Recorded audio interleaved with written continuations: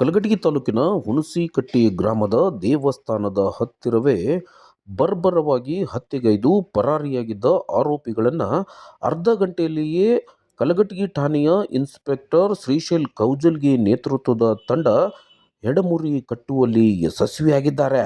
ಕೊಲೆಯಾದ ವ್ಯಕ್ತಿಯನ್ನ ವಿಠ್ಠಲ್ ಬಸಪ್ಪ ಕರಡಿ ಅಂತ ಗುರುತಿಸಲಾಗಿದ್ದು, ಈತ ಕೂಡ ಹುಬ್ಬಳ್ಳಿಯ ವಿದ್ಯಾನಗರ, ನವನಗರ, ಹುಬ್ಬಳ್ಳಿ ಗ್ರಾಮೀಣ ಸೇರಿದಂತೆ ವಿವಿಧ ಕಡೆಗಳಲ್ಲಿ ಬೈಕ್ ಕಳ್ಳತನ ಮಾಡುತ್ತಿದ್ದ. ಅಷ್ಟೇ ಅಲ್ಲ, ಈ ಕೊಲೆಗೈದ ಆರೋಪಿಗಳ ಬೈಕನ್ನು ಕೂಡ ಕದ್ದುಕೊಂಡು ಹೋಗಿ ತದನಂತರ ಅದನ್ನು ಸುಟ್ಟಿ ಹಾಕಿದ್ದ. ಈ ಪ್ರಕರಣದ ಸಂಬಂಧವಾಗಿಯೇ ಆರೋಪಿಗಳಿಬ್ಬರು ವಿಠ್ಠಲ್ನನ್ನ ಕೊಲೆಗೈದಿದ್ದಾರೆಂದು ಮಾಹಿತಿ ತಿಳಿದು ಬಂದಿದೆ. ಮೂಲತಃ ಕುಂದಗೋಳ ತಾಲೂಕಿನ ರಾಮನಕೊಪ್ಪದ ನಿವಾಸಿಯಾಗಿದ್ದ ವಿಠ್ಠಲ್ ಡ್ರೈವರ್ ವೃತ್ತಿಯನ್ನ ಮಾಡುತ್ತಿದ್ದ. ಆದರೆ ಮೈ ದಣಿಸಿ ದುಡಿಯೋದು ಬಿಟ್ಟು ಸಲೀಸಾಗಿ ಹಣ ಮಾಡುವ ಉದ್ದೇಶದಿಂದ ಕಳ್ಳತನದ ದಾರಿ ಹಿಡಿದಿದ್ದ ಎಂಬುದು ತಿಳಿದು ಬಂದಿದೆ.